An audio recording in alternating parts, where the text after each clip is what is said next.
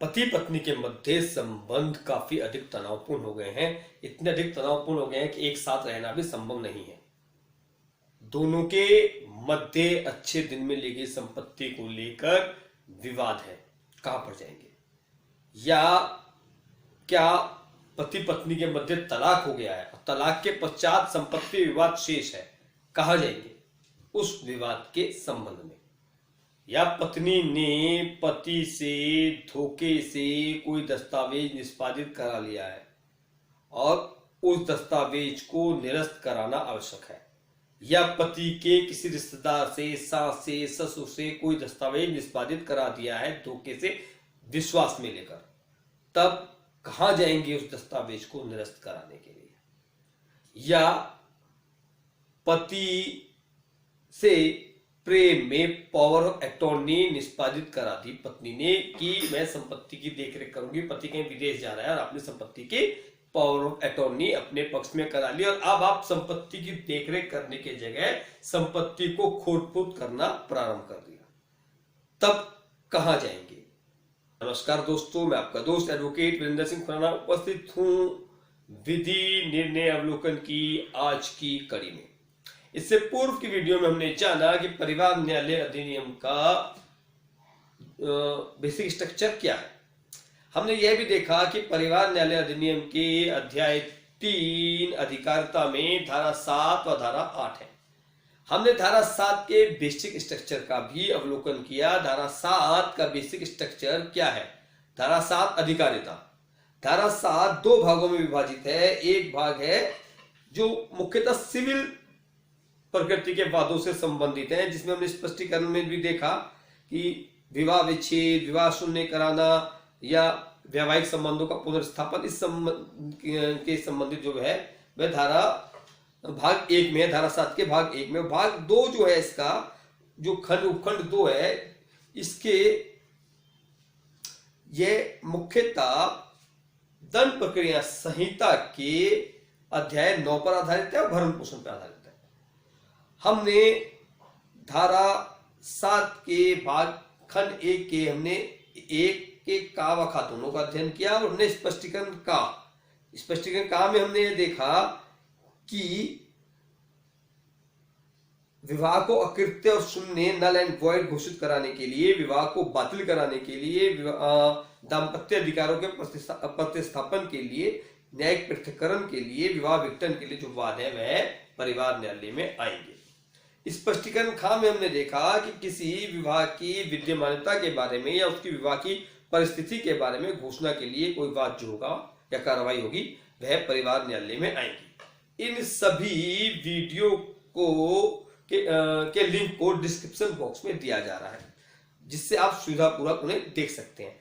इसके अतिरिक्त यदि आप हमारे चैनल में आते हैं तो चैनल में प्लेलिस्ट अलग अलग दी गई है। मैट्रिमोनियल प्लेलिस्ट में जाकर भी आप हमारे इन वीडियो को देख सकते हैं।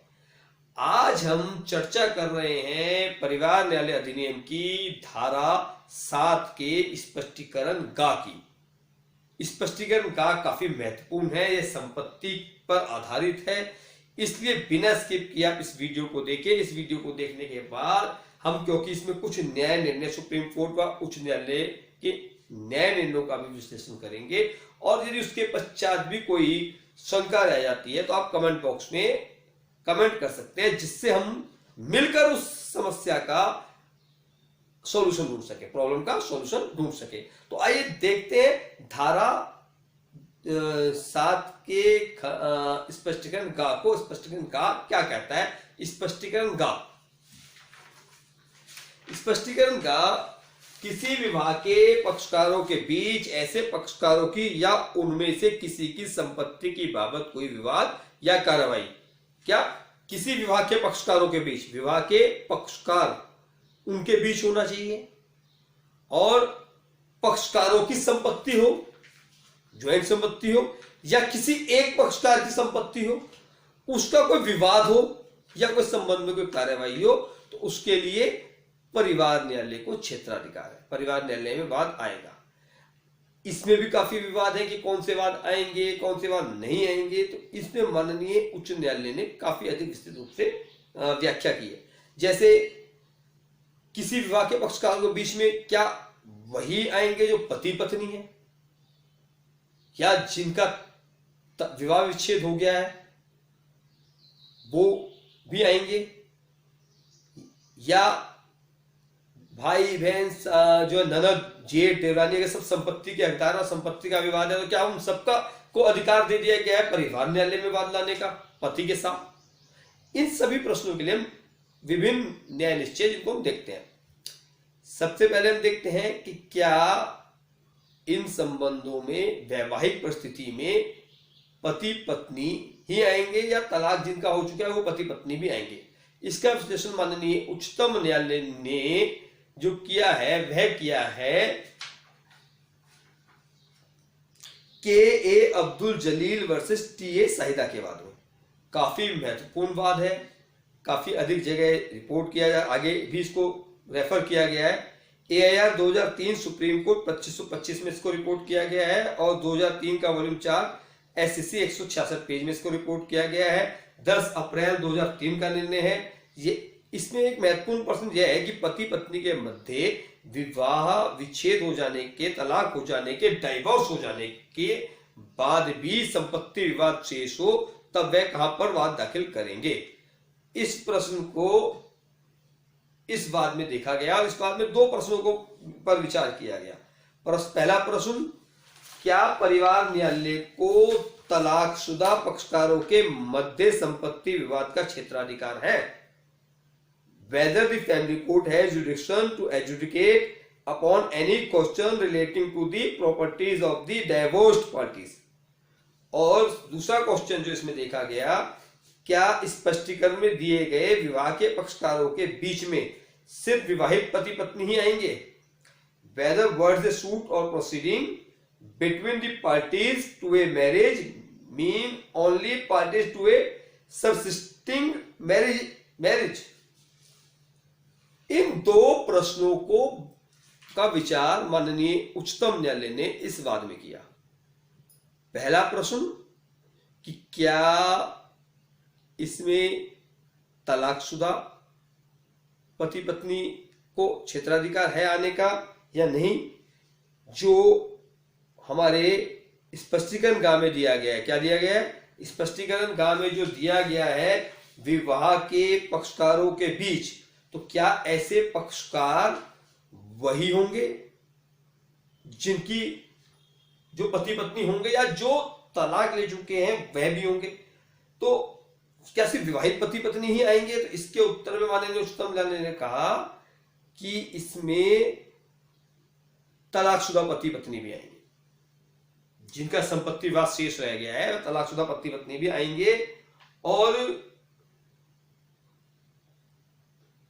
जो दूसरा पहला प्रश्न था, क्या परिवार न्यायालय को तलाकशुदा पक्षकारों के मध्य संपत्ति विवाद का क्षेत्राधिकार है, तो माननीय सुप्रीम कोर्ट ने कहा जी बिल्कुल, परिवार न्यायालय को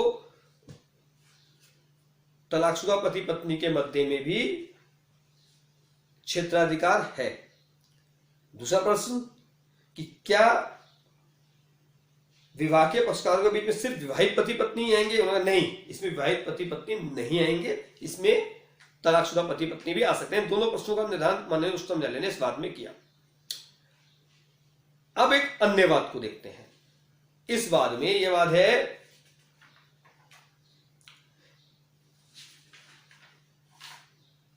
अनिल कुमार गोयल वर्सेस रेखा गोयल, और यह दिल्ली हाई कोर्ट का निर्णय है, 11 सितंबर 2019 का निर्णय है। पत्नी ने ससुर से धोखे से संपत्ति अपने नाम करवा ली। पति व संपत्ति के अन्य दावेदारों ने दस्तावेज को सही नहीं माना। दस्तावेज को निरस्त कराने के लिए कहां जाएंगे? इन्होंने सिविल न्यायालय में एक बात किया, और सिविल न्यायालय में जो बात किया, हस्बैंड ने, पति ने, उसकी बहनों ने, यह कहकर कि यह संपत्ति हमारी मां की थी, पिता के नाम नहीं थी, लेकिन फिर भी जो पत्नी थी उसने पिता को धोखा देकर पिता के नाम से अपने पक्ष में दस्तावेज करा लिया, जबकि उन्हें बताया ही नहीं गया, और वह दस्तावेज निरस्त होना चाहिए, क्योंकि संपत्ति में बहनों का, भाइयों का, सबका हक है। पिता को एक तो बताया नहीं गया, धोखे से करा लिया, दूसरा पिता को अधिकार भी नहीं था संपत्ति नाम करने का। इस बिंदु पर उन्होंने यह बात दाखिल किया, और माननीय सिविल न्यायालय ने इस वाद को यह कहकर वापस ट्रांसफर कर दिया फैमिली कोर्ट में कि इसका क्षेत्राधिकार फैमिली कोर्ट में है। इसके पश्चात माननीय उच्च न्यायालय में गए। माननीय उच्च न्यायालय दिल्ली ने कहा कि चूंकि पति के साथ संपत्ति के अन्य दावेदार भी हैं और बहनों ने भी भाई के साथ मिलकर एक वाद योजित किया है, पत्नी के विरुद्ध पति ने किया है, बहनें भी शामिल हैं, सब लोग शामिल हैं, तो सिविल न्यायालय को ही इसका क्षेत्राधिकार है, क्योंकि ये पति पत्नी के मध्य का विवाद नहीं रहेगा। माननीय दिल्ली उच्च न्यायालय ने यह कहकर सिविल न्यायालय में वापस फाइल को भेजा कि यह इस फाइल को, इस मुकदमे को सुनने का अधिकार सिविल न्यायालय को है। एक अन्य वाद देखते हैं, यह बड़ा महत्वपूर्ण वाद है। इस वाद में यह है सिंधु सिद्धार्थन वर्सेस के सिद्धार्थन। केरला हाई कोर्ट का निर्णय है, 3 जून 2010 का निर्णय है।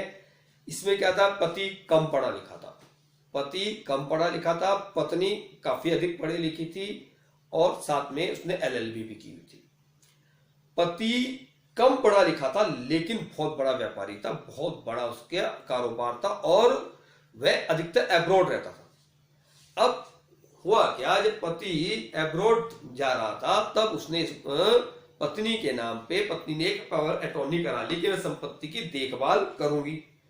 और कुछ दिनों तक तो ठीक रहा, लेकिन कुछ दिनों बाद पति को लगा पत्नी का बिहेवियर चेंज हो गया। तो जब वह वापस इंडिया आया, उसने देखा कि पत्नी ने स्वयं के नाम, अपने जानकारों के नाम संपत्ति के दस्तावेज निष्पादित कराने प्रारंभ कर रखे हैं।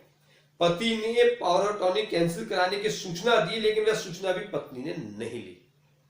इसके पश्चात पति ने पत्नी द्वारा किए गए दस्तावेज जो उसने निष्पादित किए थे उनको निरस्त कराने के लिए परिवार न्यायालय में एक वाद दाखिल किया कि जो अटॉर्नी, चूंकि मैं कैंसिल कर चुका हूं, अटॉर्नी के माध्यम से जो भी दस्तावेज इसने किए हैं उनको खारिज, निरस्त किया जाए, अवैध और शून्य घोषित किया जाए। पत्नी का तर्क यह था कि चूंकि वह अटॉर्नी होल्डर थी और प्रिंसिपल और एजेंट के संबंध कायम हो गए थे, इसलिए परिवार ने, यह पति पत्नी का मामला नहीं रहा था, परिवार न्यायालय को वाद सुनने का क्षेत्राधिकार नहीं है। पत्नी केरल उच्च न्यायालय में गई। माननीय केरल उच्च न्यायालय ने देखा और यह अवधारित किया कि चूंकि जो पावर अटॉर्नी दी गई थी वो पावर अटॉर्नी पति पत्नी के संबंधों के दौरान दी गई थी, संबंधों के कायम रहते हुए दी गई थी, संबंधों के प्रेम के कारण दी गई थी। और उस पावर अटॉर्नी का अगर मिसयूज किया गया है तो यह पति पत्नी का मामला है, यह मास्टर और यह प्रिंसिपल और एजेंट का मामला नहीं है। आप इस प्रिंसिपल एजेंट तो हो सकते हैं लेकिन पति पत्नी भी है। और इस कारण से माननीय न्यायालय ने कहा, अवधारित किया कि इस मामले को सुनने का क्षेत्राधिकार परिवार न्यायालय को ही है और परिवार न्यायालय का क्षेत्राधिकार इसमें माना। एक और बात देखते हैं, इस वाद में, ये जो वाद है यह है हाई कोर्ट ऑफ छत्तीसगढ़ का 2019 एक Chhattisgarh law journal page number 380। पत्नी द्वारा घोषणा का वाद दाखिल किया कि न्यायालय यह घोषित करे कि वह पर्सनल संपत्ति की संयुक्त स्वामिनी है, साथ ही आदि संपत्ति के स्वामिनी घोषित किया जाए। पति का संपत्ति को किसी अन्य को ट्रांसफर करने से भी निश्चित किया जाए, यह भी मांग की। वह पत्नी द्वारा यह भी मांग की गई कि उसके व उसके पुत्रों को संपत्ति से बेदखल करने से निश्चित किया जाए। पत्नी का कहना था कि वह भी एक कामकाजी महिला है, वह उसने जमीन खरीदने और मकान बनाने में अपने वेतन व बचत की जमा राशि से कंट्रीब्यूट किया था, जबकि संपत्ति पति के नाम से कराई गई थी। फैमिली कोर्ट ने जुडिक्शन न होने की बात कहकर वाद खारिज कर दिया, जिसके विरुद्ध मैट्रिमोनियल अपील दाखिल की गई हाई कोर्ट ऑफ छत्तीसगढ़ में। और ये भगवती देवी खैटकर वर्सेस चेतराम देव का मुकदमा है। 13/8/2018 को डिसाइड किया माननीय उच्च न्यायालय छत्तीसगढ़ ने। और माननीय उच्च न्यायालय ने माना, यह प्रश्न आया कि क्या परिवार न्यायालय द्वारा बिना किसी अन्य अनुतोष, इसमें बड़ा महत्वपूर्ण था कि क्या परिवार न्यायालय द्वारा बिना किसी अन्य अनुतोष, विवाह विच्छेद का अनुतोष, वैवाहिक पुनर्स्थापन का अनुतोष या अन्य कोई भी बिना अनुतोष के क्या परिवार न्यायालय द्वारा संपत्ति विवाद को देखा जा सकता है, सुना जा सकता है? क्या परिवार न्यायालय को क्षेत्राधिकार है? इस पर माननीय छत्तीसगढ़ हाईकोर्ट ने कहा कि बिल्कुल परिवार न्यायालय को ऐसे सभी वादों का सुनने का क्षेत्राधिकार है। माननीय न्यायालय ने यह भी कहा कि धारा 7 के स्पष्टीकरण का को व्यापक अर्थ दिया जाना चाहिए, इसको संकुचित अर्थ नहीं दिया जाना चाहिए, इसको व्यापक अर्थ दिया जाना चाहिए। और जो लेजिस्लेटिव का उद्देश्य था कि समस्त विवादों का निपटारा एक ही स्थान पर हो पति पत्नी का, उसको देखा जाना चाहिए। और यह देखते हुए माननीय न्यायालय ने कहा कि यह वाद परिवार न्यायालय में आएंगे, ऐसे सभी वाद परिवार न्यायालय में ही आएंगे, उनका क्षेत्राधिकार परिवार न्यायालय को ही है। आज हमने परिवार न्यायालय अधिनियम की धारा 7 के स्पष्टीकरण का पर अवलोकन किया। समय समय पर इसके संबंध में जो भी निर्णय आएंगे हम उनको भी आप तक लाते रहेंगे वीडियो के माध्यम से। हमारी और भी विषयों पर वीडियो आ रहे हैं जिनको हम आपके मध्य लाते रहेंगे। यदि अभी तक आपने हमारा चैनल सब्सक्राइब नहीं किया है तो आप इस चैनल को सब्सक्राइब करें, लाइक करें, शेयर करें। हम आपके बीच उपस्थित होते रहेंगे इन्हीं महत्वपूर्ण विषयों की वीडियो के साथ। नमस्कार, धन्यवाद।